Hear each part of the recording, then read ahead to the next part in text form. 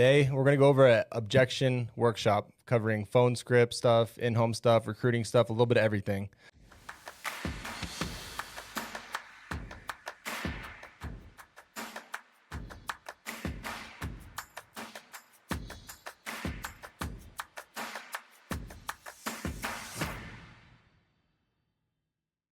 Today, we're going to go over an objection workshop covering phone script stuff, in-home stuff, recruiting stuff, a little bit of everything.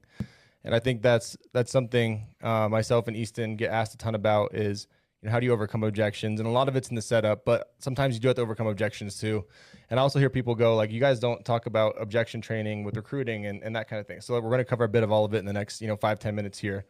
And what we're going to do is we're going to go back and forth. So Easton's going to throw them my way. I'm going to throw them back his way. And we're going to go until we run out of objections. So I don't know if you want to start throwing at me, and then I'll go back at you. And hopefully this is helpful to everyone, whether you're dialing or recruiting or, in home and not making the sales you want to make. So let you start. Let's start on the phone, dude. So, hey, Zach, sorry, dude. I'm super busy tomorrow. I'm not going to be able to have time. So on the phone, and I'm going to preface like the psychology behind it and then go into it. On the phone, the best thing to do is not to ignore people or not to be confrontational with people, but to kind of ignore the objection and work around it. So I go, hey, no problem at all. So are you working, retired, or disabled? I'm working. You're working, perfect. My office has me dispatched out your way all day tomorrow from about 6 a.m. till about midnight. What time are you and the wife typically back in home from work? Oh, I get off at 5, so should be home 5:30ish. Got it. What about the wife? Same time? Yeah. Cool. You guys have kids' soccer games or anything after that, or when you guys get home by 5:30, you're usually there for the night? Yeah, no kids games this week. We're good. No kids games. Okay, cool. I tell you what, I'm slammed tomorrow too. I have a 5 and a 5:30 already booked up, but I could squeeze you in at about 6. Should take me about 15 minutes, go through, see what you're eligible for, and leave those options with you. 6 o'clock work for you and the wife? Yeah, that's fine. So instead of just going and trying to argue with him and force it down his throat or go, well, let's try next Tuesday at 6, I basically just ignore. He said, I'm busy at this time. Just basically ignore it, figure out what his schedule is. And a lot of people think, we only work from 9 to 5. So let them know, hey, I can come over at 6, but you do it in a tactful way. So, all right, Easton, for you on phones, hey, we already took care of this, or we're not interested anymore. Same thing. Yeah, you already took care of it. That's actually sweet, Zach. That'll make my job significantly easier. So with all the new people kind of getting up and running in the area, what I do, since I kind of manage the county, is I'm going to swing out just for a quick review. That way I can write all your guys' policy stuff down, make sure that you guys are good to go. If it's a review, it'll be super brief, like 5 minutes. Now, Zach, did you say you're still working a little bit? Or are you guys full-time retired or? Retired. Retired? Okay. Do you have any like doctor's appointments or anything scheduled in the morning? No, I'm home in the morning. Morning? Okay, no picking up grandkids or anything? Nope. Okay, so I've got to see about 14 people in your part of town tomorrow. I'll be right around the corner from you, like 8:30ish. Any reason you wouldn't be around with the wife? No, we'll be there at 8. Okay, cool. If you can just write me down, Easton, 6 feet, big nose guy. I'll be out there at 8. Perfect. And same thing, right? You kind of ignored it, went back to it, and say, hey, no problem. Just trying to do my job. What about if they go, I'm not interested? Where you looked at it, I'm not interested anymore. Hey, that's not a huge deal. Again, my job is just to do the eligibility part with you. When you sent this in, do you remember if you were originally just looking for you or your spouse? Just for me, I think. Okay, so I'm going to be out tomorrow. I've got to see about 14 people in your part of town. I'll just swing this by. It's a brief eligibility. It maybe take me like 10 minutes, dude. So, again, my name is Easton. Is there any reason tomorrow you wouldn't be home around 8? I'll be home at 8. Okay, and that was kind of like a sped up, version of it. I would try to take back, again, learn the schedule, figure out. So this is a hard one, right? Like, hey, I'm no longer interested. That means they either got way overshown a lot of times for like premiums, or they got a decline because somebody put them in something they couldn't get, and they're frustrated. So I don't ever take it personally. And the same thing with like, I already got it done, dude. I'm not trying to go out and replace every piece of business, but if it's a bad piece of business, or they could be put in a better situation, or they're way underinsured for what they were really looking for, like I'm just looking to figure out if there's a hole. Review appointments and like not interested appointments, I like to double book them to be safe for sure. Cool. All right, you got one. So let's say that let's do an in-home one. Just so you know, Zach, ahead of time, like if it's not a good price, I'm not going to do anything. We don't usually make decisions first day, but I'm just not going to do it if it's too expensive, just as a heads up. Perfect. So just so you know what my job is, we work with a whole bunch of different companies. I'm going to go through and ask you a couple minutes of questions regarding your health, finances, other insurance you may or may not have. Based on how you answer those, I'll be able to figure out what you'd be eligible for. Now, I'm not going to twist your arm and make you anything you don't need, but if everything makes sense, what the process would be is that we put in an application to the carrier. They tell us yes or no. And then we have 30 days. We'll start with something you can afford. Then you have 30 days to increase and get more coverage. But we'll start with something we know fits in your budget. Does that sound fair? Yeah, as long as it's in the budget, I'm good. And I think just being very assumptive. And the other thing is, I think people kind of panic there. Just keep your tone the same, very matter of factly. And I let them know too, like, hey, if it's not something that makes sense for you, you don't need it. I'm not going to twist your arm. I'm here to help people, not put you in a position or take food off your table. Yeah, I think that pretty much makes it really easy to get rid of the objection. So, let's say you get to the end, or someone sits down with them. You sit down with someone, and they go, "Hey, I'm just looking for numbers today." oh, perfect. So Zach, were you looking to get some quotes because you don't have quite enough insurance now, or you don't have any, or you're just looking to leave a little something behind for the kids? I don't have any insurance, but I just kind of wanted to know what it was going to cost me. Got it. So when you were cost hunting, it was more because you don't have any insurance now and you just want to leave a little something behind for funerals, or what were you on the hunt for? Funerals and a little bit of debt. Okay. Sounds good. So this is what my job is. And then I just literally go and set the structure of what's going to take place. So people are only looking for quotes because they don't have any insurance, or they don't have enough, or they're looking to leave behind a little something extra. So that's the easiest way for me to get over it. That's a nice little John Wetmore tip. Mm-hmm. I think if you can do those 3 on repeat, and I'll kind of do that circle until they give me a straight answer. Yeah, absolutely. And I think, to your point, if you start fighting people right away, your job when you're sitting with someone is to relieve sales pressure, make them feel comfortable in the home, right? Mm-hmm. And let them know, my job is not to strong arm you, sell you, oversell you, anything like that. And you're just trying to figure out what they actually needed and why they needed it, right? So, go ahead. So this might be kind of I'll give you a mediumly harder one. Okay. Man, this is a hard one. I'll think of the one I was going to give you. Okay.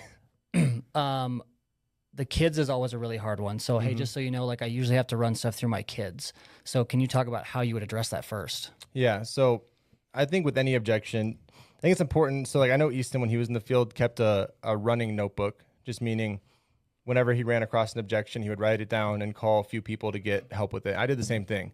So if you ever run into an objection you get a lot, don't go, well, this is just an objection I get, crap, what should I do? The best way to overcome an objection is to prevent it, right?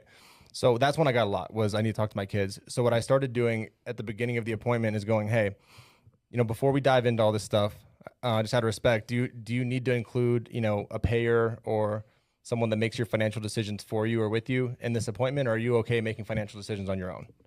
I asked everyone that in the beginning. The other thing that I ask people in the beginning too is I always let them know, we're going to go through, we're going to submit an application, because I get to the end and people will be confused a lot. So that's why I told them that in the beginning. And I let them know I was going to shop around for them with a bunch of different carriers, because I got shopped around a lot. And then I let them know we're going to put something in their budget, because those were all the objections I got.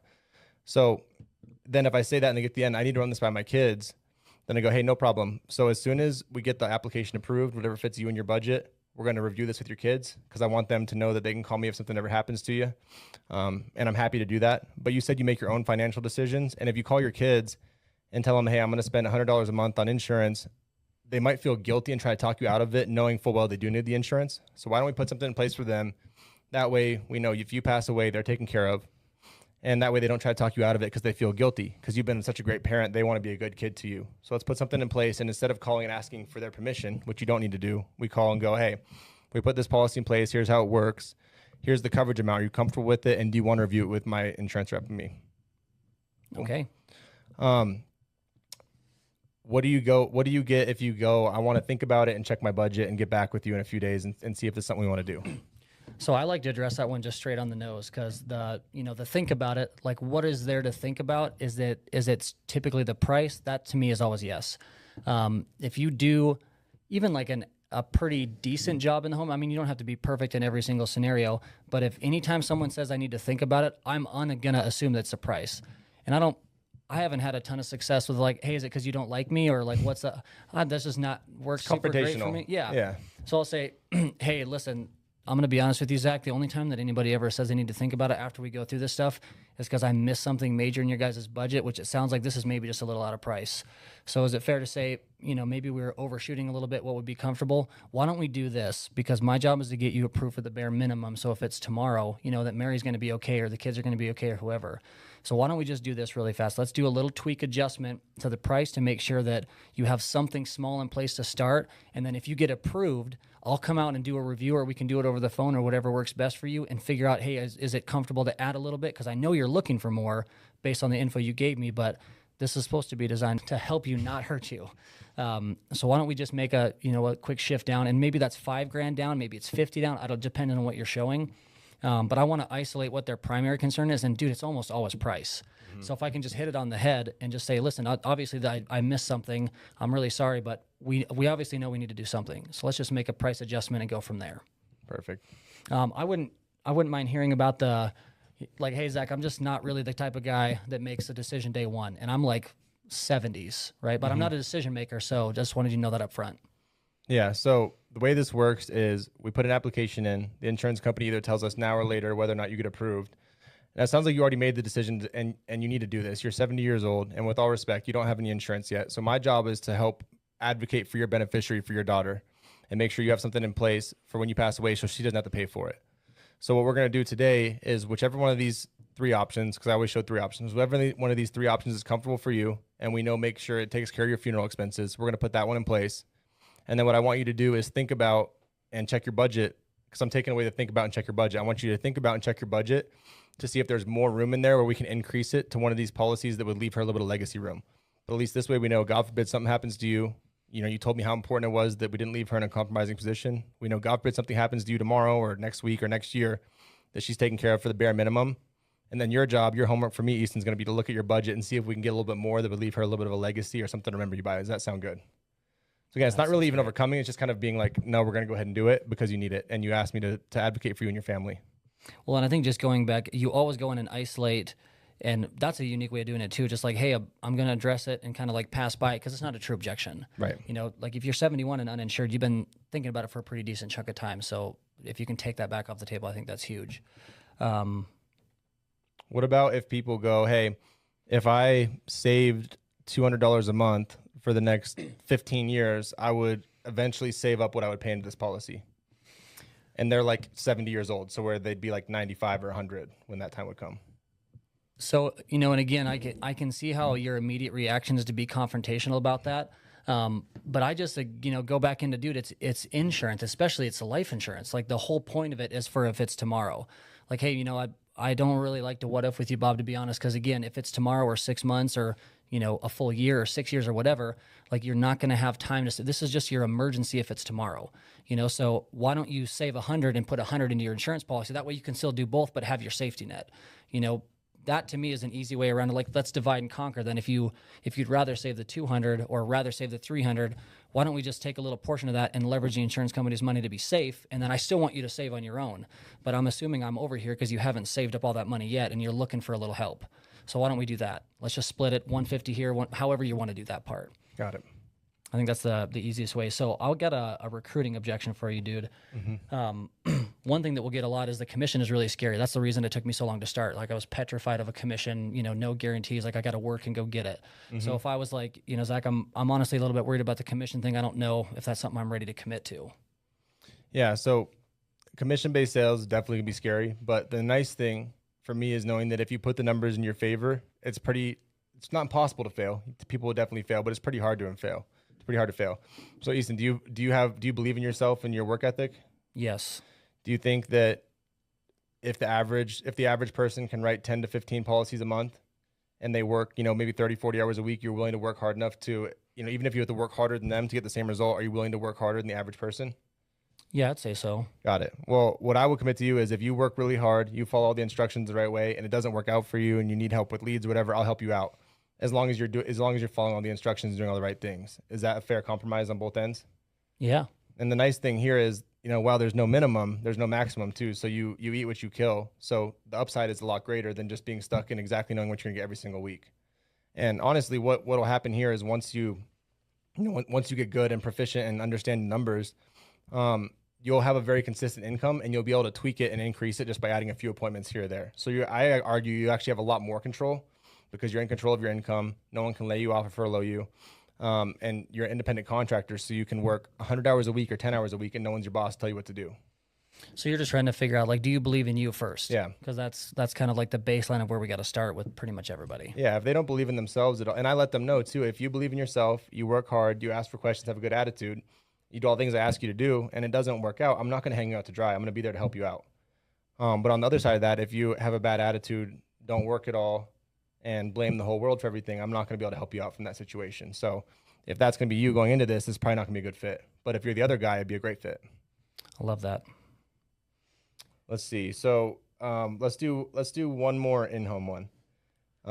You sit down with someone, the husband's there, the wife's not there, or vice versa, and they go, "Don't worry, I make all the decisions for my household." What do you do in that scenario? Got it. So this is going to be the biggest tempt of all time because you're like, oh, I booked an appointment. I'm in here. I'm not going to say there's not one-offs, but usually by the time the numbers come around, they're going to go, oh, I didn't realize that it was going to be that. You know, a lot of times it's, I didn't know it was going to be that much. Like maybe they thought it was going to be $8 and it's 50, or they thought it was $20 and it's 100. Well, if I'd have known that, I would have, I got to run this by the wife to make sure it's all good. So even though they're the income earner, they make all the decisions. It's always going to, it's a one-legged sit is what they call it. So I would just say, hey, it's not a big deal. As you can imagine, this is always a household decision. And I'm sure Mary's going to have some questions for me. So why don't we do this? What time are you guys typically home from work tomorrow or Friday or so, whenever the rebook is? And I want to isolate that time. Like, is there a reason she wasn't here today? Because when we covered that yesterday, she was going to be here. So once I can relearn the schedule in person and explain, like, dude, this is a family thing. Like, she's in charge if you pass, right? Yeah. Okay, she's definitely going to need to be here to ask me questions. So maybe let's try tomorrow night. What time is she going to be home tomorrow? Right. Just move it to tomorrow because it's 45 minutes. That's going to be frustrating if you do that on repeat. Mm-hmm. And even if you sell those ones, more times than not, they'll cancel because the wife will come home and be like, wait, you did, or the husband will come home and be like, wait, you did what? You took out a policy that's $120 a month? Like, that doesn't sound right. Let's cancel it, right? And you're just kind of fighting uphill battle from there. So I always rebooked them. I'm like, I can't do this without the wife here. Yeah. I don't want you to get in trouble. You have to sleep on the couch. That's no fun for anyone. So let's do, I think this is a really fair question that maybe you can address with people, dude. So another recruiting one, because you're a maniac at recruiting. Zac, why do you think people fail? Because I'm not saying I don't believe in myself, but I'm a little bit worried that I'm going to fail, and there's so much upside to the company. I want to know what the catch is. Mm-hmm. Like, what's the catch? Why doesn't the whole world work here based on what you're telling me? Like, what's the catch? Yeah, so people fail for a couple of reasons. One, they're inconsistent and they don't understand that chargebacks are going to happen. Actually, someone asked me this day, like, people only talk about the good. I'm like, dude, I tried to convince people out of working here a lot because, if you're new and you don't know this, if you write 10 policies, 3 of them are probably going to cancel in the next 12 months. So a lot of people will start writing business. They'll start making some money. They'll take, a month off, and then they'll come back and they'll go, man, I'm in the hole with the carriers because I didn't keep working. And people get freaked out about that, but it'd be the same thing if you worked any job. If you made, you made whatever your salary was for a month at a job, and then you took the whole next month off, you'd be like, oh, I didn't get paid at all. Well, it's the same thing here, right? So so number one is people are inconsistent. They're not good at being accountable to themselves. The second thing is people don't treat this like a business right away, and they make more money than they've ever made, and they don't reinvest it into leads right away. And the third thing is that people aren't willing to be coachable. They have a big ego, and they're not willing to take feedback on what they're doing right and what they're doing wrong, most importantly. So if you can work consistently, be willing to invest in leads, not go and say, oh, I'm going to pay off all my credit card debt in one day. It's like, dude, you've had the credit card debt. It can wait a little bit. Let's keep building up, reinvesting in leads, keep making money. And then if you can be coachable, then you'll be fine. But if you miss some of those things, that's one of those 3 things is usually why people fail. Yeah, I like the blunt honesty. I think it's the best way because there's not a quote unquote trick to make money. Like, dude, you really do have to work hard and be coachable and like enjoy a little bit of that learning process in the beginning. Right. And then I guess the last one, if you were at a 4th one in there, is be accountable to your mistakes. Instead of going, oh, poor me, this situation happened, go, all right, this happened. Now, how do I fix it? Like, these are the rules of the game. Now, how do I play within the rules of the game instead of going, the game's stupid? Like, no, these are the rules. It's still a great game. I just have to play within them instead of keep breaking the rules. So let's see. You got any other ones, or you want to wrap there, you think? Man, that was a bunch of really good ones. I like the recruiting ones a lot. The last one, I'll do one more because I think it's a really hard. I'm just kind of curious on if you ever bumped into it. So the attorney, like, hey, I got to run this through my financial advisor, attorney, etc. I don't know how you kind of like break that down to get an understanding, but I'd be curious. So for financial advisor, I go, hey, though their job is to advise you on where to put money in the market, go up, down, that sort of thing. And Easton, you don't ask your financial advisor. This is kind of a silly example, and I'll say that so they don't get offended. This is kind of a silly example, but when you spend $120 at the grocery store, you don't call your financial advisor and ask them for that, do you? No. Okay. And if their job was to get you insurance, they would have already got you insurance. This is what I specialize in, so I'm going to help you out with the insurance. And they're going to actually appreciate you took care of this because you're going to have a tax-free death benefit paid to your beneficiaries, and that money you've saved can go elsewhere. So you don't need to go through your financial advisor or something like this. It's not something that requires an advisor license. It's kind of not really their game that they play in. Does that make sense? And then with the attorney, I've never had anyone ask me about the attorney thing, but I'd go, hey, I'm sure if you talk to your attorney, they're definitely going to want you to have something like this in place to make sure to offset, whatever debt you leave behind, make sure your funeral is paid for, your final expenses are paid for. But I think a lot of our market's not going to have, attorneys on payroll. And I would tell them the same thing. Like, my attorney loves that I have insurance. He actually wants me to have more insurance. So I think we should go ahead and get this in place for you today. Love it. That's all I got. I'll ask you one more. I'll ask you one recruiting one. So, for people that are making decent money and want to build something that they can build passive income, but they're kind of scared of, not having that guarantee. How do you go over that with them? Because you kind of came from that corporate world, the corporate, car rental world. Yeah, I always want people to get licensed and start playing around with it part-time, because, dude, this is not for everybody. So I explain that, like, hey, just so you know, the upside and the potential of this business is unlike anything I've ever seen. So why don't you just do this? Why don't you just get your license and kind of play around with it part-time on the weekends? And by play around with it, I mean, if you take it serious enough, you can kind of figure out what you can do and if you even like it. Because maybe the service-based sale or this specific, maybe you just don't like it, dude. It's not a big deal if you don't like it. But getting licensed and having that in your back pocket part-time, if we have another, crazy stuff that went down in 2020. They downsize companies, lay people off. Like, you've got an emergency license that can completely fix your loss of income overnight. So why don't you just get it, start part-time, and as you learn over the next couple of months, if you can do it, if you want to transition part-time, we can go from there. But I don't ever want someone to dip out of a $200,000-$400,000 a year job just overnight because they thought it sounded like a good idea. Yeah. I'm like, let's take it a little bit easier first, and then we can get into that phase when you're there. I don't know if you got some other stuff you throw in there, but no, I agree. And I think if you're the manager perspective, you want to be doing the best thing by the people you're bringing on. So you want to make sure they can keep making money. Remember, they have families. Allow them to see it part-time. Don't put so much pressure on people. Now, if they're dead broke and have no money and nothing to lose, like I was when I started, it's fine, right? But if someone has, a mortgage and a couple car payments and a family, like I think of Eric Schmidt, started part-time, was working, making a multiple six-figure income at the car dealership, and worked there 50 hours a week and here 40 hours a week to make sure he could make it work before he just jumped off because he didn't want to leave his family out to dry. So I think that's a perfect point. I appreciate it. Hopefully this is helpful, guys. And as always, Easton and I are both here to help. If anyone ever needs anything, feel free to reach out.